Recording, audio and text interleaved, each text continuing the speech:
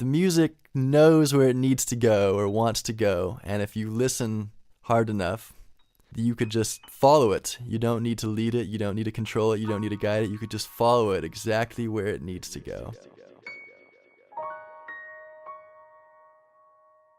I think many musicians can relate that they perceive music as their calling.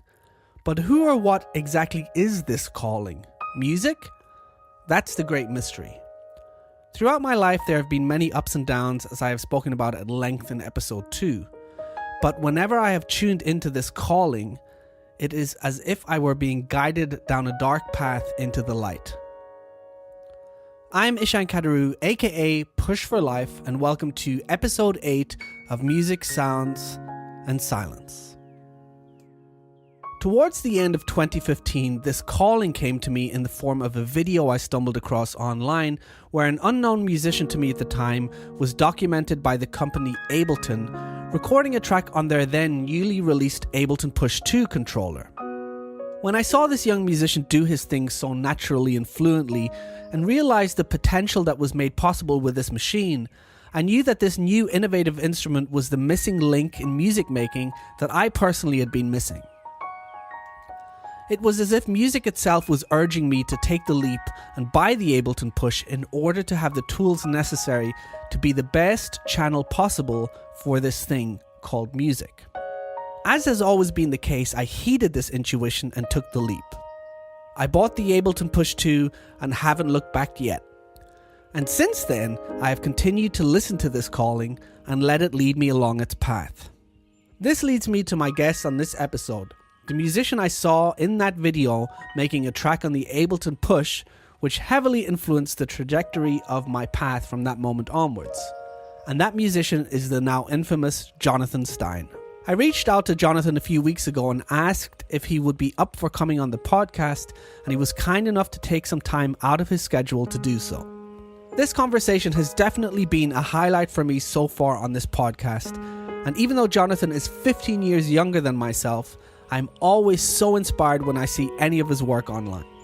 And to think that this calling I talked about earlier not only introduced me to the Ableton PUSH through Jonathan's video, but also led me to meet him through this podcast is yet more proof that heeding your calling is the best way to be guided through the dark to that light at the end of the tunnel.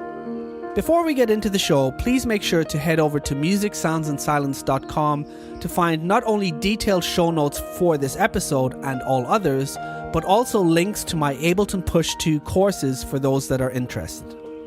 And now, without further ado, please welcome JNTHN STEIN to the podcast. JNTHN STEIN, welcome to the podcast. Hey, thank you very much, Eshan. Happy to be here. Just for the audience, could you just describe yourself right now, both personally and professionally, where you're at in your life? I'm a 27-year-old musician from Oakland, California, and over the years, I've picked up a couple of instruments, my first one being bass, and then I started playing a little bit of piano. And in the past few years since its existence, gotten really into the PUSH made by Ableton. And I'm a producer, and my style is pretty eclectic, a little bit of everything. And I'm just a curious dude. Just before I forget, actually, you're actually the person who inspired me to get into the PUSH in the first place. I'm a session drummer by trade, and I think it was maybe two and a half years ago, Ableton put out a short documentary on you creating with the PUSH, and as soon as I saw that, I think within days I owned a PUSH 2. So thank you for that. If it wasn't for you, I probably wouldn't be doing this interview right now as Push for Life. So I just wanted to put that out there. Oh, that's awesome, man. I'm super happy to hear that. Would you always consider yourself an artistic person, like as far back as you can remember, or is there any certain point where you remember discovering, like creating, not necessarily even music, but anything else? I think going back to elementary school, I loved to write and draw. I used to love to draw these really kind of elaborate spaceship battles with, tiny little robots and spaceships all shooting each other from different angles, and I loved to write creatively. I guess there was always some kind of place for that, and even maybe before that, I really loved playing baseball. But turns out I didn't really have the body for that. I kept injuring myself. So one summer, I think I dislocated my finger, And instead I picked up a bass and kind of dove into that just out of maybe boredom or necessity, just because I couldn't do anything else. So Was one of your parents a bassist, or how did you just happen to pick up a bass? I was playing clarinet in band. Yeah, I didn't even mention that when I played clarinet for 3 years. Right. And I couldn't play clarinet because of this dislocated finger, and there just happened to be a bass lying around in one of the back offices, so I just started playing on it, just kind of one finger style. Just maybe the first bass line I learned was Seven Nation Army by White Stripes. Oh, really? And yeah, I just kind of probably just did it out of boredom. I mean, I think anybody has the ability to be creative, or the desire or interest. If they remove the rest of the noise in their life, anybody could do it. Anybody can and will and does do it. I agree. I think even just like having a conversation with someone is creative, right? So yes, yeah. That's right. Life is creative. Otherwise, we wouldn't be here.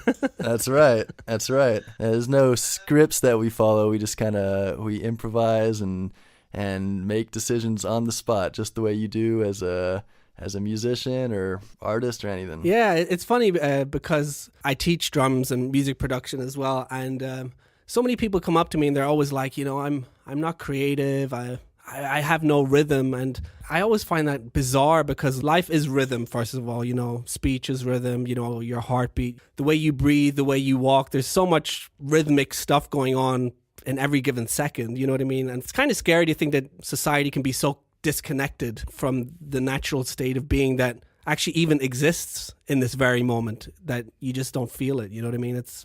I always find that strange that people say that they're not creative or not musical in any sense. Very bizarre. People mistake skill for creativity. Creativity, yes, I super duper agree. Everybody has, and it's innate in every single part of our lives, from every single moment passing down to the next, to footsteps, to heartbeat, to waves, to everything. But people mistake creativity for skill, ability, high levels of ability, and that universally takes practice and hours of effort and work. So people look at people that have made this investment of time and hours in practice and see the skill they have, and it intimidates them because they think that you're supposed to just have that. So they see that as creativity, and they suddenly doubt their own innate, inherent creativity because they haven't put the time and effort in yet. That's actually one thing that I always love, like on your Instagram feed or Facebook. It always seems like you're practicing. You love practicing, right? I do. More than anything, I love to practice. That's definitely a great trait to have as a musician, because I hate practicing. I love playing my instrument. I've always loved, putting on an album to play to. That's really easy for me. But one thing I always try to differentiate, even with my students, is I'll ask them, have you practiced? And they always say, yeah, I've practiced. And I'll be like, well, what did you practice? And they say, I sat down and I played my instrument. But there's definitely a difference between just sort of sitting down and playing and sitting down and practicing. I always feel like practicing is when you're working on stuff that you can't do. You know what I mean? And that's something I think that a lot of times up and coming musicians, they don't really differentiate that as much, that they feel like if they just sit down and just, like as a drummer, just sort of hit away at the drums. I think that's a great thing to do to kind of get into like a flow state and be creative and stuff. But I think like what we were just touching back on what we were saying, when you sit down and you work on the stuff that you can't do and you put in the effort to grow as a musician, that's what makes a good musician great. And that's why I think that you excel as you do, because you're always working on expanding, it seems, at least in your social network feeds.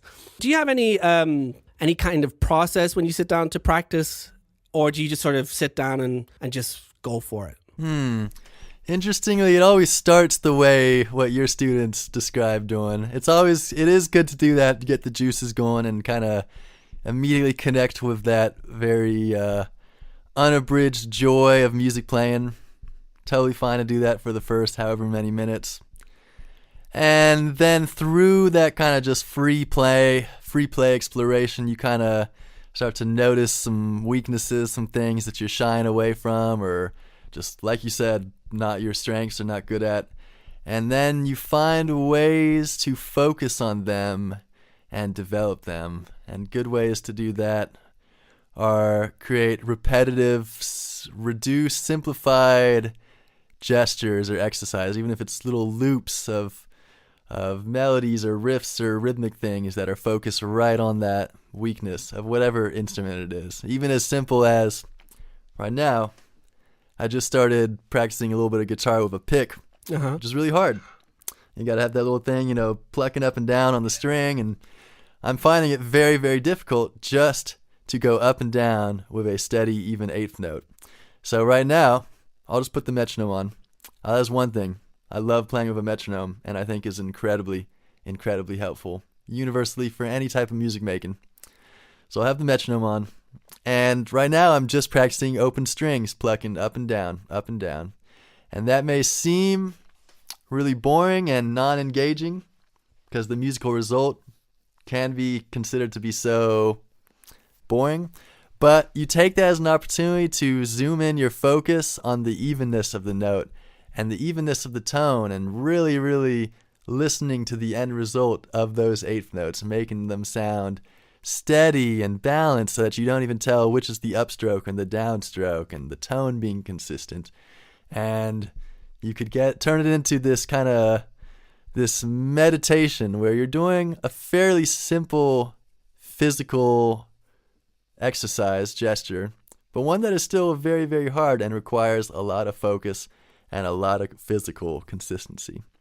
So you kind of zoom down the microscope until you could really get down to something that is a weakness, something that is fundamental, something that you can address in a short loop, repetitive form, one that requires no thought or intellect, one that you could just be on autopilot and that your body can do on its own, so that you can kick back and really focus on the end result of what your body's doing and zoom in to its tiniest details. I actually do the same when I'm drumming on and off over the years. Like 20 years ago, I started meditating, but I can't say that I've been meditating for 20 years. It definitely goes up and down depending on what's going on in my life. One of the main tools of meditation is the mantra, right? I'm not sure if you're familiar with meditating at all. The most famous one is Om, right? So when you say Om, so you're repeating something over and over again, and it's something that you don't have to think about because it's always the same, and it kind of puts you in this, zone. And to put it very simply, you'll find that your mind wanders, and once you notice that your mind has wandered, you just say, I'm thinking, and you return to the mantra. And that process just sort of reduces thought all the way down to no thought, to pure awareness. So what I've always sort of done when I practice, I'll find, just like you say, like the most fundamental exercises that I can practice in the most atomic form or the most elementary form, and I'll focus on them. And because they're so elementary and so simple, it doesn't mean they're easy. They're just simple ideas, but a lot of times hard to execute properly, like you were saying, with the 8-note plectrum exercise that you're doing. So I end up treating it like a mantra. Because they're so simple, you'll find that your mind wanders, and it's just like, oh, my mind's wandered, and you return to the exercise.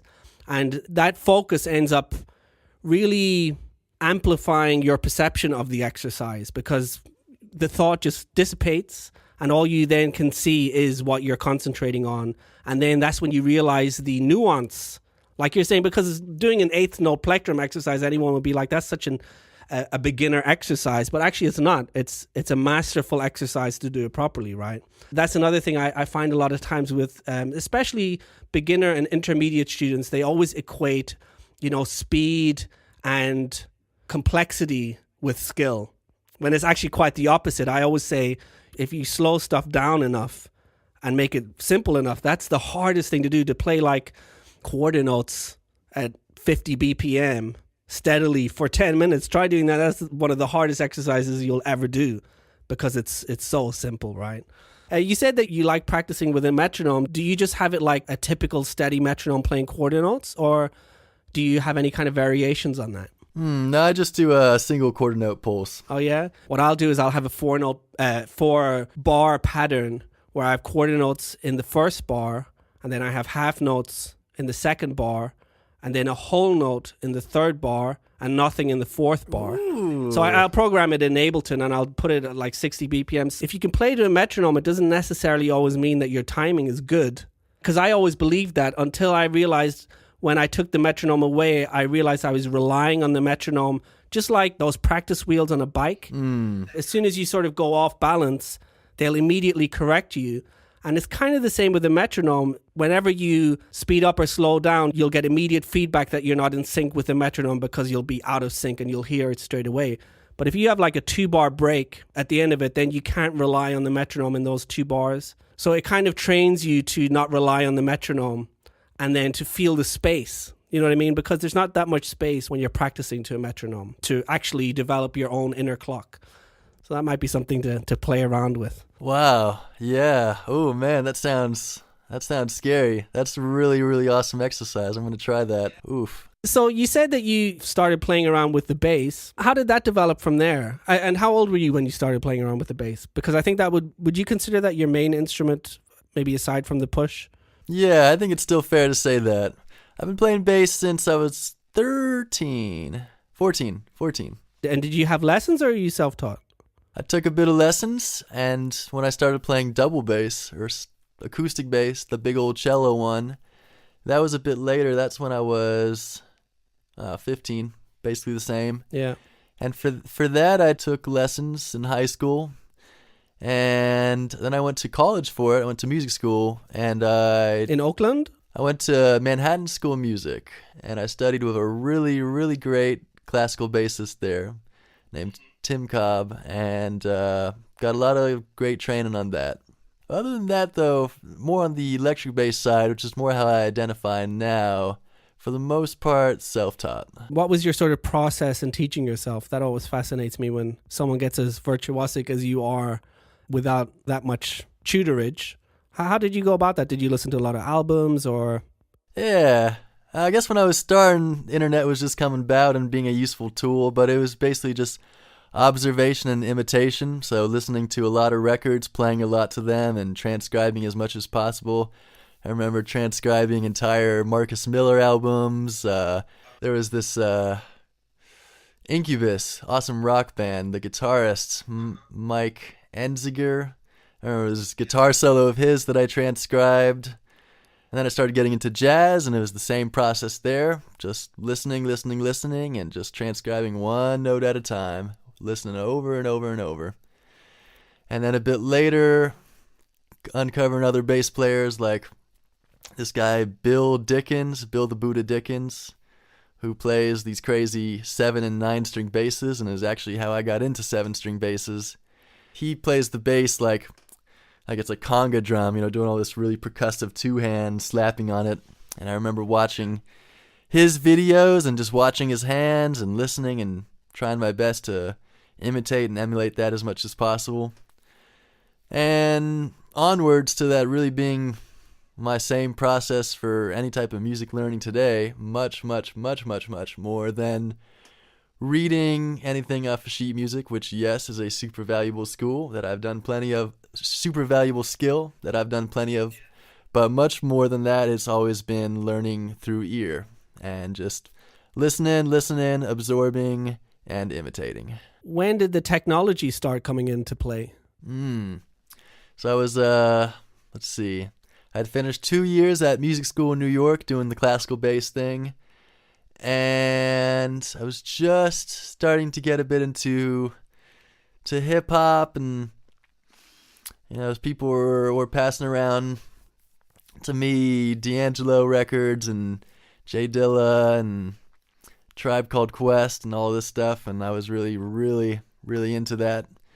And I think that summer I had my first big breakup, and I was just totally didn't know what to do with myself, really just depressed and lost, just new feelings there.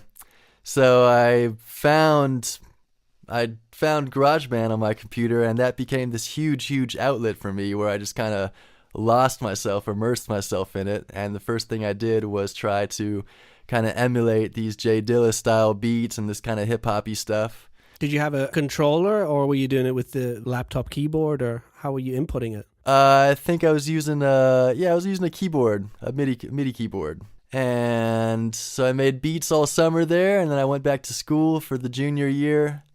And I think I kept going with GarageBand a bit, and a buddy of mine maybe noticed, and he said, "Hey, you should check out this program called Ableton here." And he went on my computer and plugged his hard drive in, and he put on his Ableton 8 crack and got it all set up for me.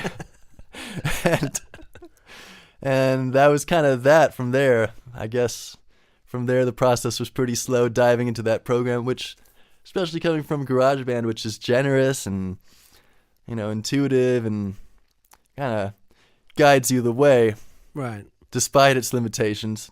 Ableton, at first, although now I realize is very much has the same qualities, Ableton seemed much more daunting and pure quantitative, numbers, not really knowing.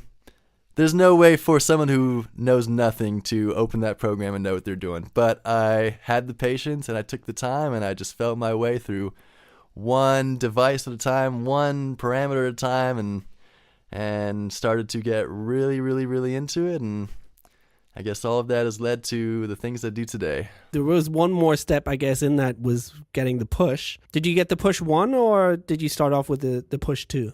I started with push 1. And that was maybe half a year after it came out. So I don't really quite remember. Maybe that was like 2014 or 15. Yeah. And the story there is I was in LA doing a show with the producer collective that I'm part of, which is called Team Supreme, a bunch of really great LA producers. Yeah. And we had this show. And at the time, a really great dude that's a great friend of mine named Cole. He is a Ableton artist rep. He was already talking with Team Supreme, and he had given out a couple pushes for them to try to see if any interest would grab. And I remember staying at a buddy's house there, and this thing was lying around, this push, this rectangle. And I knew the tiniest bit about it. I'd seen the video, and it's really funny because I remember when I saw the video, I kind of had this skepticism, like, the piano is still better, just.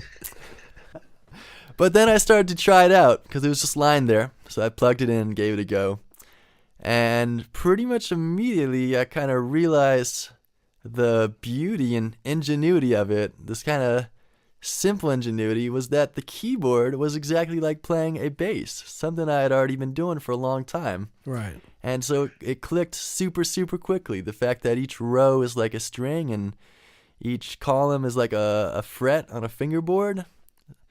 And I thought that was very, very beautiful, and kind of just imagine the possibilities that could have in the long run with practice and as you develop your mastery of it. And also as a big Ableton user, kind of getting a subtle sense of how this can be not only a new type of keyboard instrument, but a instrument for the program itself, which is kind of the goal, taking away that composer relationship where it feels more like you're writing notes out of manuscript paper, although it's a lot different than that, of course. Yeah. But making it feel more like you are playing as much as possible music in real time, which is where the most unabridged creative juices flow, when you're just improvising and you have no time to think and it's just flowing, just constant impulse. That is the goal. So if this could be some sort of instrument to make that happen when you're producing, then hell yeah. And I kind of saw that as a beautiful thing. So I took this thing. I set up a little thing for me to play on it for the show I did that night. Cole was there. He saw it. He came up to me afterwards, talked to me. He said, "Hey, how would you like to hold on to one of these pushes for a while and give us some feedback on it?" So he sent me a push. And I think maybe for the next 6 months, I was just in my basement all day, practicing push, making beats on push. Beats that I wasn't even saving, practice beats that I would just spend all day making, using push, and then delete, make the next one the next day. Yeah. Nice. And which is interesting exercise to do. When you know you're going to delete it, you have no expectations of its quality. So you have a lot of liberty to take weird risks and do kind of more careless, explorative things. Yeah. And after these 6 months, he called me and I gave him this huge list of feedback on all these little things I pointed out and suggestions. And he said, shit, that is totally worth a lot. Here you go. That push is yours. Keep it. Nice. And I've been a push owner ever since. And then I guess a few years later, when Push 2 came out, transitioned over to that. And is that when you did that short documentary of you in that room recording on the Push 2? That's right. That was November, I think, of 2 years ago. And I had the Push a little bit before then so I could practice on it and not look like a fool on the video and everything. And I think Push came out that day. And yeah, I think I've had Push 2 since maybe July of 2 years ago. And how do you find the improvements from 1 till 2, like the differences? Did you see any of the ideas that you gave Cole represented in there? I did. They did implement a lot of my stuff, which was really awesome. Stuff that I think is very valuable. One of the things that they haven't done yet that I'm just gonna have to be patient with is making a bigger push. I'd really like to have one that is 12 by 12 on the keyboard grid, just to give it more range and more room for the hands to do their thing without them getting so tangled in each other. I've seen you experimenting with 2 pushes. How's that? Oh, that's really fun. That's really fun to do.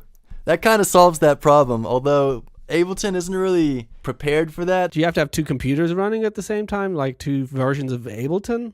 You can plug them both into the same, but it's kind of where one slaves the other, or one is showing the information of the other, but you can have them be playing different sounds. It's not quite really perfect yet, but that'd be cool if they developed on that too, where you could really have multiple pushes plugged in and they could be doing their own thing and be working independently. I mean, even just for the sake of having 2 producers collaborate together. Although really, you can do that if you were to link. Yeah.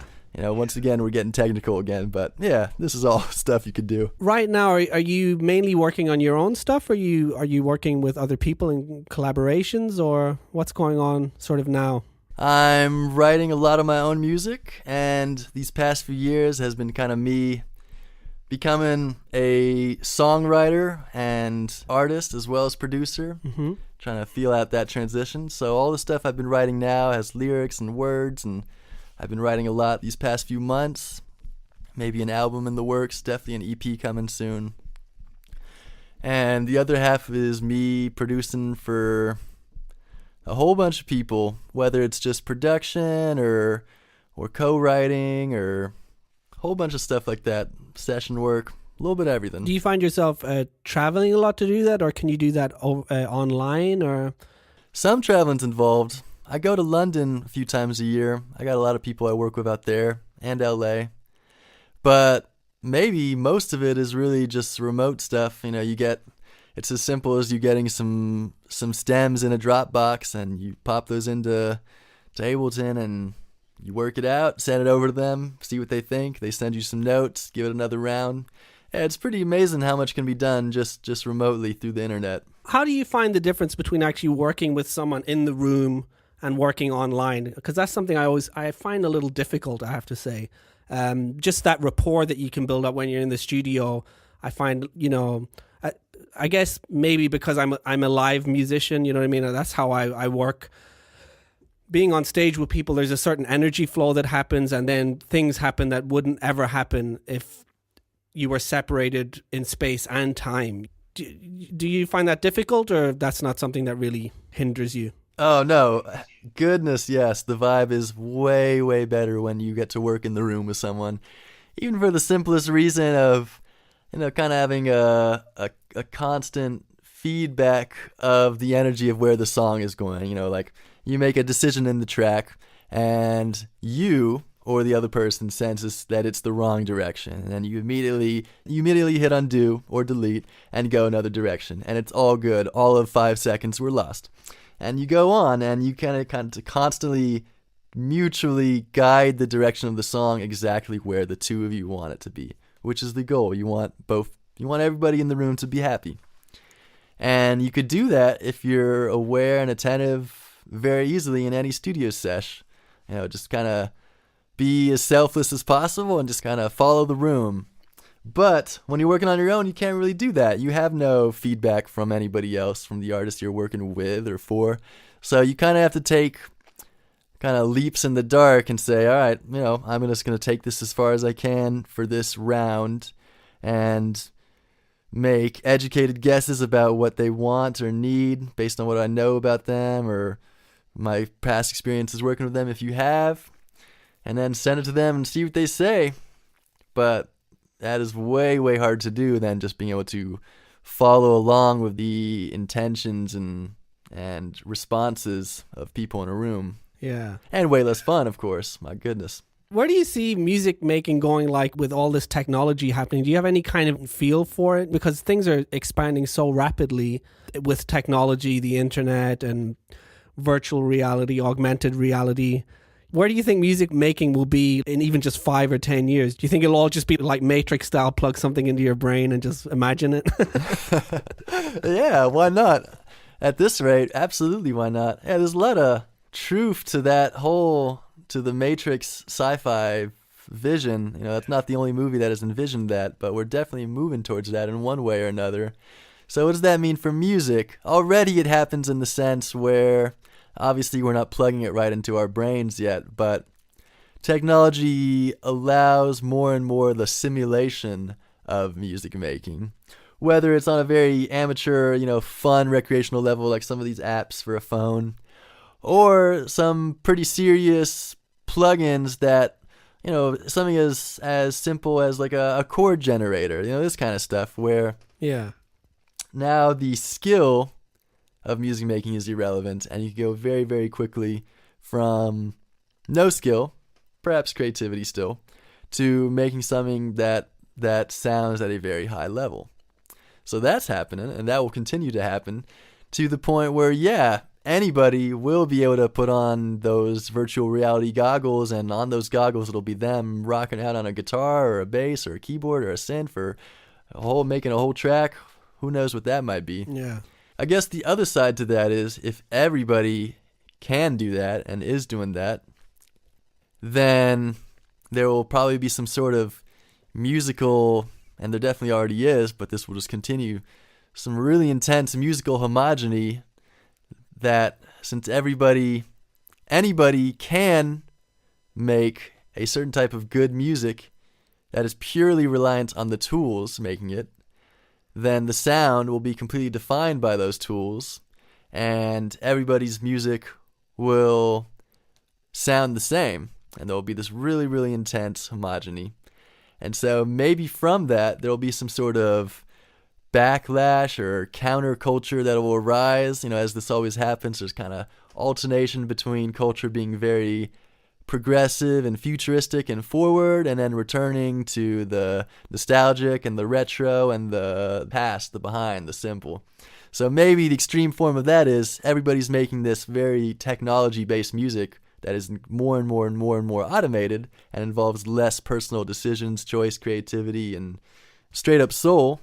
Yeah. Then maybe as a reaction to that, live music and things that are the complete opposite of that, things that just completely require the body and the mind to make, will have this really intense resurgence and be highly appreciated because of how rare it is. Which it already is, but it'll just blow up in the whole culture's face and become this beautiful, beautiful gem that will really, really stand out amongst this ocean of super automated same music.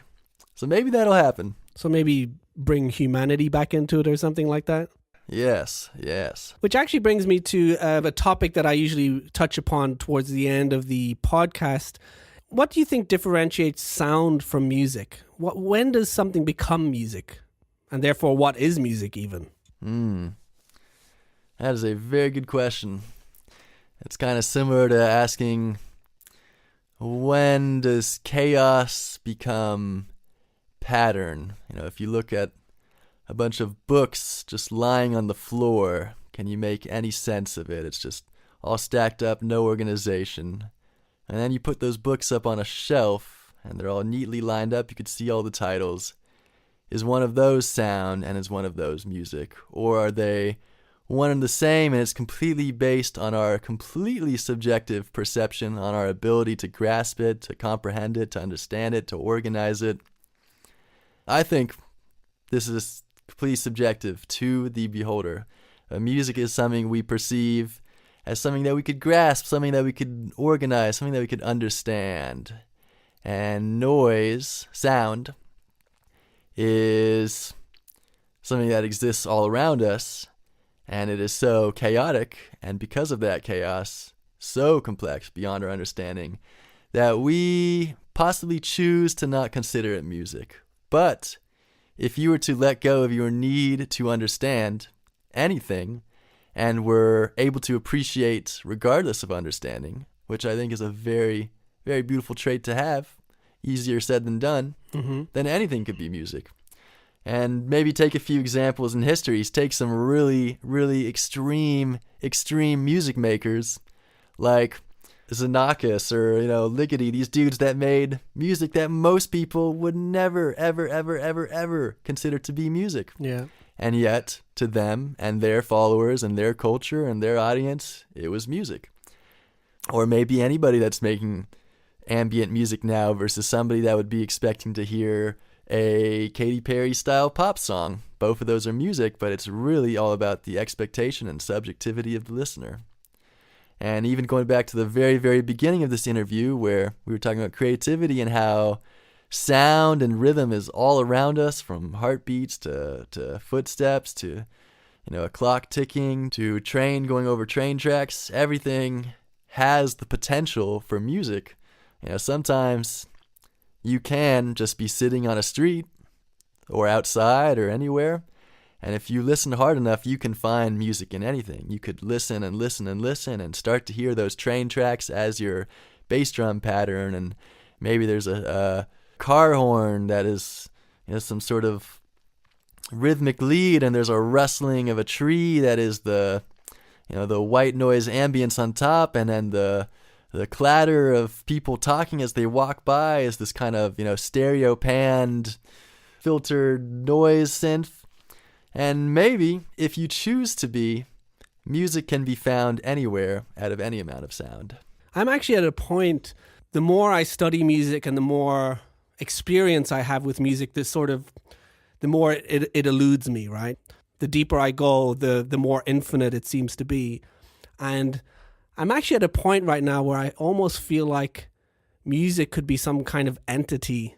And this is just almost like a thought. I don't know if I actually believe this, but sometimes when I'm on my own and I'm just playing, especially when I get into sort of modular, I've just gotten into modular synths for about 6 or 9 months, and where you can really experiment with sound and textures. And as a drummer, I can experiment with sound to a certain extent, but it's mainly rhythms and patterns.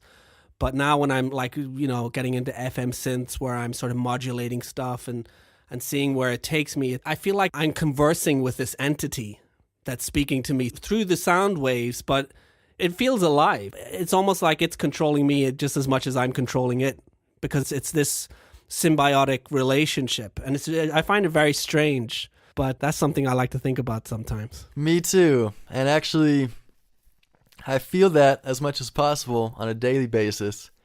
But one experience in particular very, very much me feel exactly what you just said, where music was an entity or a deity or something that exists without any of my making, creation, or controlling.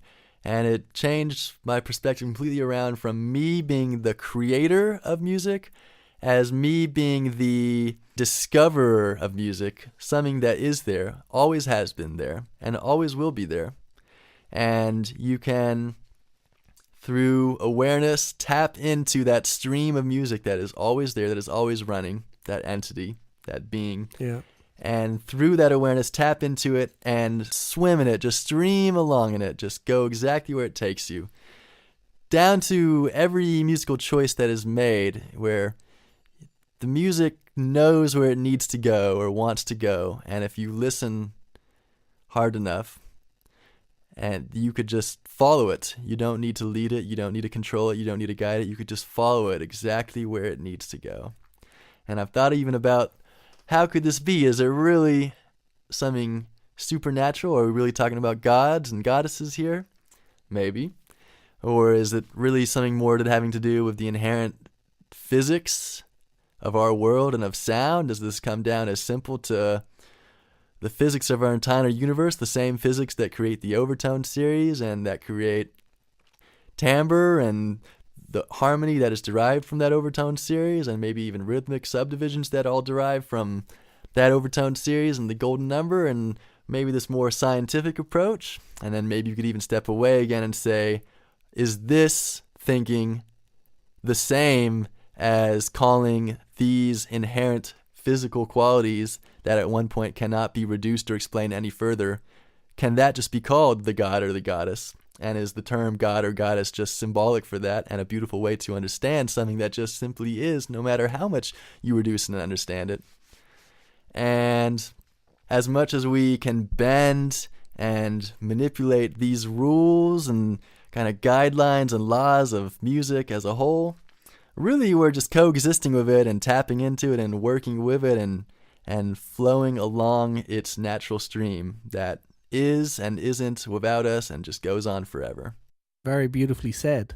How do you feel that silence fits into all of this? Silence is a huge part of it. Silence is the negative to the positive, to the yin to the yang. It's at least half of it. I mean, even going back to speech being as a rhythm, at least half of speech is silence. Every space that's in between every rhythm, every syllable. If there's no silence, you have no rhythm. It's just a bunch of sustained notes. Silence is easily half of music. In like 50 or 100 years, how would you like to be remembered as a musician? Like, what would you like people to remember that you contributed? I would like to be remembered as someone who created joy for himself and for others through music, and always maintained play, a sense of play with music and in life. I think that's super, super important. I think keeping playful as you grow is what keeps you young forever. And maybe more specific as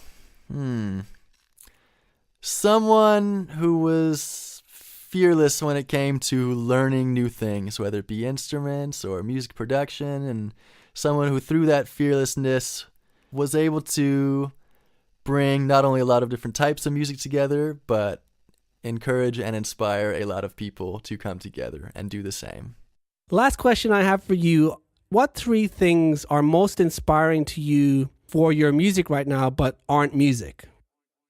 Fire. I've always had a fascination with fire. I think it's very, very beautiful and almost has this animate quality, the way it dances and moves. And specifically right now, living in this village in Corsica, it's pretty cold right now.